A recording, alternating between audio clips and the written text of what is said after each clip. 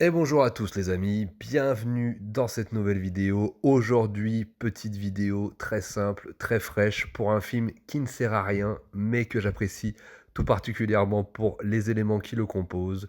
Il s'agit donc du film He Who Chase After the Wind, qu'on peut traduire par son titre chinois le héros, qui verse des larmes chaudes, d'ailleurs il ne verse pas que des larmes, dans le film, interprété par le magnifique, le sublime, le Godzilla du cinéma hongkongais, j'ai nommé Alex Mann. Alors Alex Mann, beaucoup d'entre vous le connaissent pour ses rôles évidemment de méchant, hein, principalement dans As Tears Go By, mais on peut aussi le retrouver avec Chow Yun-fat dans Hong Kong 1941 et dans tout un tas de films de Girl with Gun, très sympathiques réalisés par Tony Liu, sortis en France chez nous, donc par exemple Dragon Fighter ou Red pour l'honneur et dans tout un tas, voilà, de films, absolument dingos, de sous Heroic Bloodshed, de films de gambling, et cetera, dans Killer Nocturne et compagnie. C'est une espèce de monstre comme ça, sacré du cinéma de Hong Kong, qui a pas eu en fait la carrière, à laquelle il était prédestiné. Il a commencé à la Shaw Brothers, il a fait tout un tas de films Hong Kong avec Sherry Chung. Voilà, c'était un petit peu une sorte d'acteur qui est arrivé un petit peu en même temps que Chow Yun-fat et compagnie, mais qui malheureusement n'a pas eu la carrière de Chow Yun-fat, mais qui a fait plein de rôles d'ailleurs où il singe un petit peu Chow Yun-fat. Moi, je pense notamment à des rôles qu'il a eu dans des espèces de comme ça d'heroic bloodshed complètement débiles, mais complètement jouissifs. Il fait des gueules pas possibles. Il est hyper macho, il est hyper viril, il dégouline de virilité. Il est hyper drôle, il est hyper attachant par moments. Il fait des têtes de psychopathe, mais pas possible. Il cabotine à mort. Enfin voilà, vraiment, il joue des gentils, des méchants. Il joue dans des drames, il joue dans des romances, il joue dans des héros d'action qui transpire la sueur et les couilles. Enfin bref, voilà. Alex Mann, voilà, c'est ma déclaration d'amour aujourd'hui à Alex Mann. D'ailleurs, là, je suis en recherche en ce moment intensive parce que j'ai vu quand même pas mal de ses films, mais il y a tout un tas de films qu'il faut que je vois, que je revois, que je redécouvre parce qu'il a fait des trucs, voilà, qui correspondent vraiment à l'industrie du cinéma de Hong Kong. On va dire d'exploitation des années 80-90, hein. Je pense que sa période charnière dans ce régime-là, c'est vraiment la période 86, donc à partir des sous-syndicats du crime jusqu'à mi-90 à peu près. Et il fait encore du cinéma aujourd'hui, dans des petits rôles secondaires, etc. C'est un, voilà, c'est l'acteur le plus cool du cinéma de Hong Kong de ces années-là, de l'âge d'or. Et c'est un acteur dont je parle pas assez et je me dis: «Merde», en fait, pour vous dire le film dont je vous parle aujourd'hui, en fait, je le fais plus pour vous parler d'Alex Mann que du film en lui-même. Je vais quand même vous en parler. En fait, j'étais dans mon cycle Stephen Chow, je me matais beaucoup de Stephen Chow ces derniers temps et notamment, les premiers films de Stephen Chow, ceux où il faisait pas encore forcément des comédies au tout début de sa carrière et ce film-là, le film dont je vous parle aujourd'hui, en fait, c'est le premier film, le tout premier film de Stephen Chow. C'est vraiment son tout premier rôle. Il a un second rôle, il joue le rôle évidemment d'un coéquipier, parce que Alex Mann est un flic dans le film. Et Stephen Chow un de ses coéquipiers, il a un rôle très secondaire. En fait, ouais, je crois que c'est vraiment son tout premier rôle. Alors, à l'époque, il faisait beaucoup de séries télé, de téléfilms, mais là, c'est son premier rôle de cinéma. Et après, il va enclencher avec Final Justice, dont je vous avais déjà fait la vidéo avec Danny Lee. En tout cas, voilà. Donc, Stephen Chow m'a amené à Alex Mann, qui va m'emmener ensuite plus tard à autre chose. On verra. Ça, c'est ma manière de faire et c'est un peu le cycle infernal de la découverte et de l'exploration infinie du cinéma de Hong Kong, hein. On retombe toujours sur des acteurs et on a envie de voir des films et puis ça n'arrête jamais. En tout cas, voilà, c'était pour vous parler d'Alex Mann, pour vous parler de ce petit film aussi, alors qui est vraiment pas important dans la carrière de Stephen Chow, hormis le fait que ce soit son premier film, et qui est pas non plus un grand film.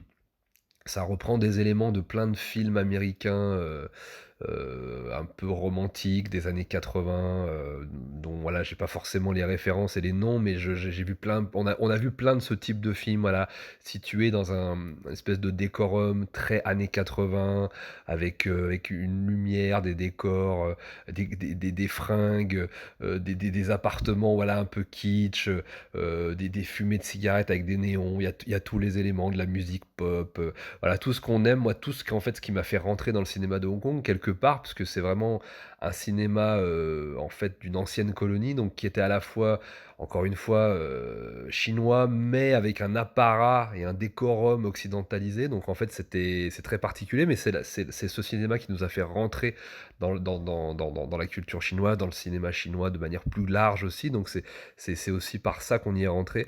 Donc voilà, ça repose vraiment là-dessus. Le film a été fait en 88. C'est grosso modo l'histoire, d'un flic, donc qui est interprété par Alex Mann, qui retrouve à un moment donné pendant un espèce de braquage dans une maison, où il flingue un cambrioleur, en sauvant la vie d'une magnifique jeune femme interprétée par Elizabeth Lee, qui tombe un peu amoureux de lui. Et puis lui, en parallèle, il va dégoter il va tomber sur son journal intime, par rapport aux pièces à conviction. Puis au fur et à mesure du film, il va lire le journal intime d'Elizabeth Lee, puis il va commencer à tomber amoureux d'elle, et puis il va y avoir une espèce de romance comme ça entre les deux, qui va pas forcément être assumée au début, un peu plus assumée à la fin, puis après il y aura un détachement. Alors il va l'emmener, alors elle est mariée son mari est très gentil, mais bon, c'est un geek, alors il pense plus en fait à jouer avec des robots, parce qu'il est fan d'électronique, de robots, d'informatique, plutôt que d'être avec elle. Donc évidemment, elle a besoin d'un homme viril, un vrai. Et donc elle va rencontrer Alex Mann, qui va effectivement, lui faire découvrir ce que c'est qu'un homme, un vrai. Donc il va l'emmener. Alors on a tous les clichés comme ça des années 80, c'est extraordinaire, parce que en fait Alex Mann, il est flic, mais c'est pas le petit flic CID de Kowloon, quoi. C'est pas le mec qui vit dans un quartier, il a une baraque de fou, il a un peu de pognon, donc il a un hélicoptère. Donc en fait, il lui fait une balade en hélicoptère comme ça, qui lui fait surplomber la ville de Hong Kong. Alors là, déjà, la meuf, elle en pouvait déjà plus de son mari geek avec ses robots et tout. Là, elle rencontre le flic, elle commence à tomber amoureuse de lui. Bon, là, je vous raconte même pas l'état dans lequel elle se trouve. Donc elle arrive, elle fait de l'hélicoptère avec lui, il l'emmène comme ça, il surplombe la ville de Hong Kong. Et puis ensuite, Alex Mann se pose avec l'hélicoptère. Ils font un pique-nique, alors un peu à l'extérieur de la ville, un peu sur une île comme ça, un peu déserte, avec personne, avec pique-nique, vin rouge. Ils se mettent bien avec du bon casse-croûte. Et puis après, évidemment, comme, Alex Mann n'est pas qu'un énorme bonhomme plein de virilité, c'est aussi un cœur tendre. Donc forcément, il va lui donner Elizabeth Lee, à un moment donné, va avoir un petit coup de froid, et lui, il va lui donner son écharpe, voilà. Donc c'est quand même quelqu'un. Donc là, elle va être encore plus amoureuse de lui. Puis après, elle va lui demander: «Mais comment vous faites? Vous avez pas peur qu'on soit attaqué par quelqu'un là? On est sur une île déserte, il y a personne, et cetera». Et lui, il fait: «Non mais vous inquiétez pas, j'ai toujours un flingue sur moi». Alors il sort le flingue, la meuf n'en peut plus. Donc évidemment, là, qu'est-ce qu'Alex Mann lui dit? Il lui dit: «Bah, est-ce que vous voulez que je vous apprenne à faire du tir?» Alors là, la meuf, elle est dans un état pas possible. Donc là, il commence à faire du tir, et cetera. Évidemment, elle tire comme une buse. Donc Alex Mann, au début, lui dit: «Non, non, c'est pas comme ça qu'il faut tirer», donc il se met en position. Lui, évidemment, il fait un sans faute, hein, il fait un carton, il aligne absolument toutes les bouteilles de bière, donc il les explose. Alors là, la fille, elle est dans un niveau d'extase, voilà, elle en peut vraiment plus. Là, on sent que c'est le point de rupture, je veux dire, en termes de drague, on est pas mal. Et là, donc du coup, elle recommence, elle veut retenter le coup, elle veut essayer de shooter les canettes. Donc là, Alex Mann, là, voilà, c'est le grand final. Il arrive vers elle, on connaît tous le cliché, il lui aide, il lui prend les bras, il l'aide à viser, comme ça, derrière elle, il commence à l'embrasser, il commence à s'embrasser. Et là, c'est terminé, c'est fini, c'est plié, c'est emballé. Et donc, évidemment, après cette petite embrassade, ils vont regretter, et après, ils vont, se mettre un petit peu à distance, en fait, en s'aimant, parce qu'en fait, ils sont amoureux, mais elle est déjà mariée, lui, il est flic, donc ils peuvent pas vraiment, entretenir cette relation, l'assumer. Donc ils pensent à l'un et à l'autre, et cetera. Et puis à la fin, bah, effectivement, bah, je vais pas raconter tout, mais le film va se terminer sur le fameux bain de sang héroïque, le Eric Butchen, mais teinté comme ça de romantisme à l'eau de rose des années 80. Alors moi voilà, moi c'est totalement ma came. C'est-à-dire quand l'héroïsme traditionnel machiste et viriliste rencontre comme ça la romance, mielleuse et mièvre comme ça des années 80, mais je suis en kiff. Alors le film est une bouse, alors c'est super mal réalisé, enfin, c'est même pas que c'est mal réalisé, c'est qu'en fait c'est réalisé comme un téléfilm. En fait, c'est un téléfilm, vous savez tous ces espèces de petits téléfilms romantiques, enfin c'est je sais pas comment ces petits téléfilms américains là des années 80, on en a tous vu là quand on était plus jeunes, on a un petit peu grandi avec ça, avec les magnétoscopes dans un coin, les fleurs en plastique, les trucs, les appartements. Alors à un moment même, enfin Alex Mann, il a carrément une table basse, ça c'est très années 80. Il a une table basse aquarium, mais pas pour mettre des vrais poissons, c'est des jouets en plastique à l'intérieur. Voilà, c'est tout un truc, toute une époque de concepts, de machins, de meubles des années 80. Enfin, voilà.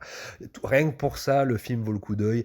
N'y voyez pas un grand film. Là, ça va vraiment parler aux nostalgiques, voilà, des dernières couilles sointantes comme ça des années 80-90, hein. C'est tout un monde, c'est tout un état d'esprit, c'est toute une époque. Je sais que les gens de mon âge me comprennent, les plus jeunes, je ne pense pas. En tout cas, voilà, c'était ma petite recommandation très, rapide aujourd'hui, pour ce petit film inutile, mais pour ce grand Alex Mann et je vais un petit peu puiser dans le Alex Mann là, je en plus le mec s'appelle Alex Mann quoi, il y a homme dans son nom quoi, le mec voilà, il y a rien à faire. Il y a rien à faire, il est foutu et moi aussi parce que je sens que je vais me taper toute une ribambelle de ce de ces films, des films d'Alex Mann où je vais me replonger dans une époque comme ça complètement terminée et bénie du cinéma des années 80-90 avec un Alex Mann qui a un charisme, une présence absolument magnifique. Merci de m'avoir écouté, vive Alex Mann et à bientôt.